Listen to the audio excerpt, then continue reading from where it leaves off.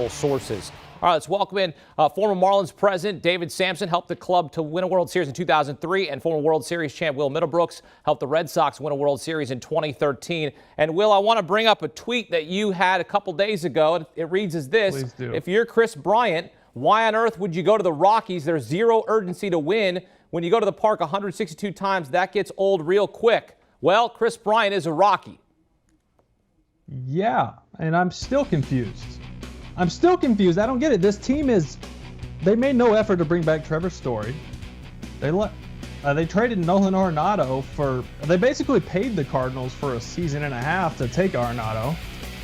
They have Charlie Blackmon, which we don't even talk about him anymore because the Rockies are in a division in which they're not going to do anything. They haven't invested anything into winning until now, but one guy's not going to do that. I'm confused all around. I guess maybe this was the biggest deal that Kris Bryant, he's won, so maybe he's just going to get paid and finish his career and make as much money as possible. I'm all for that. I get that. Do your thing, make your paper, whatever. But I'm just confused.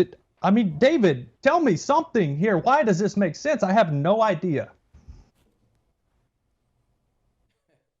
So let me explain something to you right now, Will.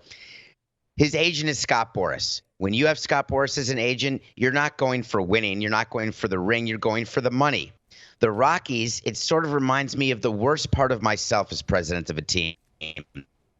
You have a plan. You say you're going to stick to it. Then you change the plan. Then you have a new plan. Then you say you're going to stick to it. Then you change the plan again. And it feels so good to sign a free agent that you'll trade Arenado.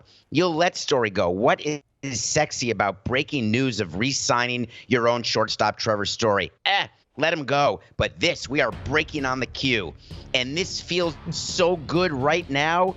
In about 2 weeks, it's going to feel terrible. In 2 years, they're going to be figuring out how to get someone else to pay part of his contract. And in 6 years, he'll be on his third team in a 7-year contract.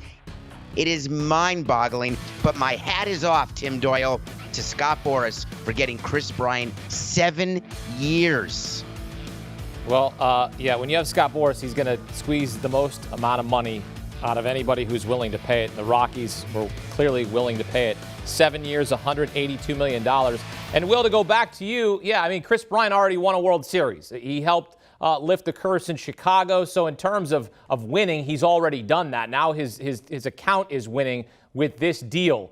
When you look at this, you're right, though, Will. They're going to finish, at best third in the NL West. So from a competitive standpoint, it doesn't make any sense for Kris Bryant in terms of trying to go to a contender.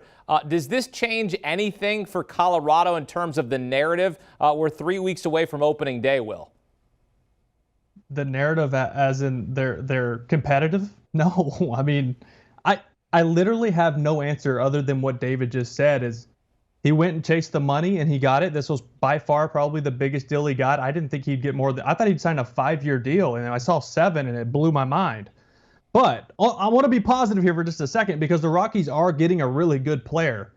He had a forgettable 2020. A lot of guys did. Last year, better year with the Cubs, went over to the Giants. His versatility is second to none. All 3 outfield spots, first, third. He can DH, obviously, towards the end of that deal. He's going to have to because anybody who's played baseball in Colorado knows your legs are shot halfway through the season. That elevation crushes you. You're more susceptible to pulled muscles, strained muscles, just because you're dehydrated all the time in the elevation. So it's hard to stay healthy. Remember Tulowitzki? He couldn't stay healthy there. A lot of guys have that issue there. But it's a lot of money and a lot of comfort for a guy that I don't think, and I love Kris Bryant, but I don't think he loves the spotlight. I don't think he likes the pressure. And he's, at least for 2 or 3 years, won't have it there. David, would you have signed this contract? Would you have agreed to 7 years, $182 million with a former MVP in Kris Bryant? Not even if I were the Philadelphia Phillies, which is where, frankly, I thought he'd go because I thought Harper would rule the day. and get the Phillies to bring another Boras client there because of what Will said, the versatility of Kris Bryant. He's a great addition to a team that is ready to win. He is not the central piece of a team anymore that you build around to get to a winning team. So for me, the signing of Kris Bryant is what you do when you're completing your puzzle. You do not start your puzzle with Kris Bryant. So the Rockies, they got absolutely hoodwinked, and they're going to go into that National League West. They're not going to even make the expanded playoffs. Now, maybe 5 years from now, when you have 14 teams in the playoffs with the next collective bargaining agreement after the next potential work stoppage, oh, wait a minute, nah, Bryant won't be a Rocky in 5 years. All right, there you have it. Well, he's a Rocky for now. Kris Bryant agreeing to a 7-year, $182 million deal. Will Middlebrooks and David Samson break it down for us here on CBS Sports HQ. Thank you, men. Well, you want more from David Samson? Of course you do. Check out his podcast, Nothing Personal, delivering his unique take on sports from both a fan perspective and a front office perspective. Makes you smarter. It's entertaining. It's engaging. You can also watch on YouTube. Nothing Personal with David Samson. Download and subscribe today.